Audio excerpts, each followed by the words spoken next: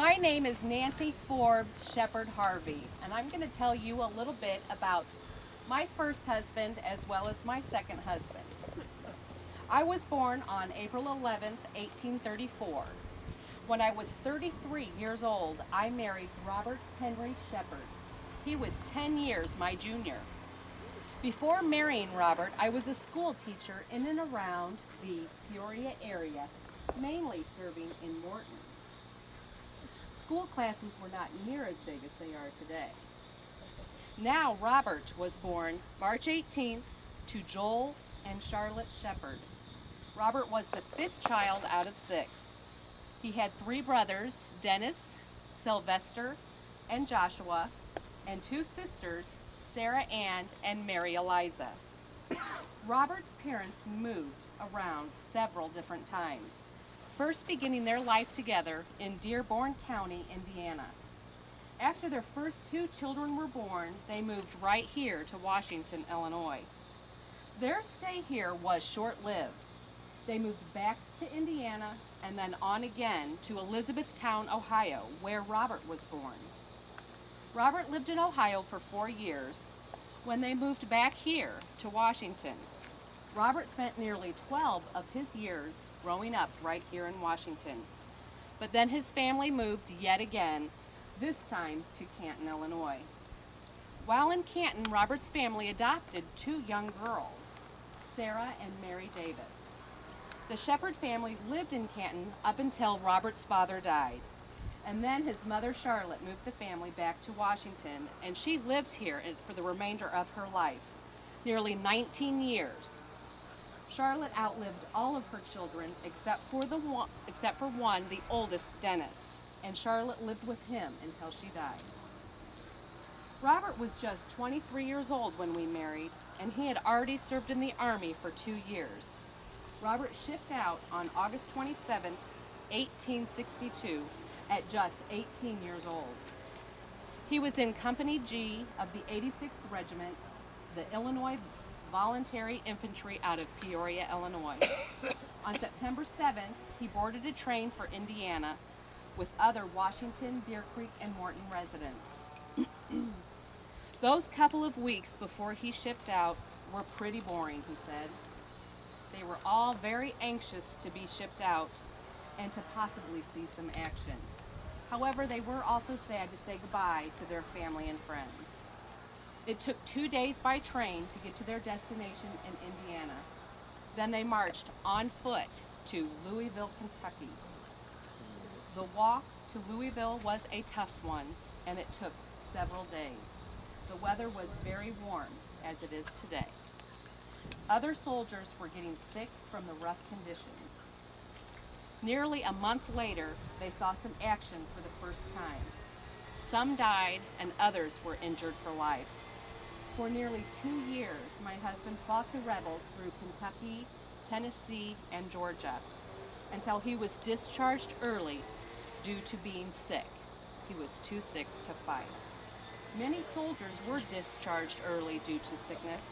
Living outdoors for 24 hours a day, 7 days a week, 365 days a year was harrowing. Robert was a very smart man and started studying and practicing medicine in Eureka, Illinois. After we were married, we lived on the outskirts of Eureka, but Washington was no stranger to us. We would visit his mother in Washington often. In the later years, I would really come to love Washington.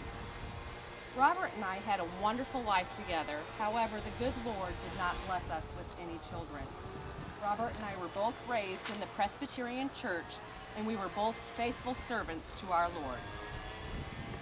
My father died, and we were attending the funeral at Parker's Corner in Mapleton, Illinois. It was quite a drive from Eureka, and the weather was absolutely horrible outside. One of the worst storms Peoria would ever see. Peoria was a mess, and Tazewell County was underwater. I stayed at my family's homestead, but Robert felt he needed to get back.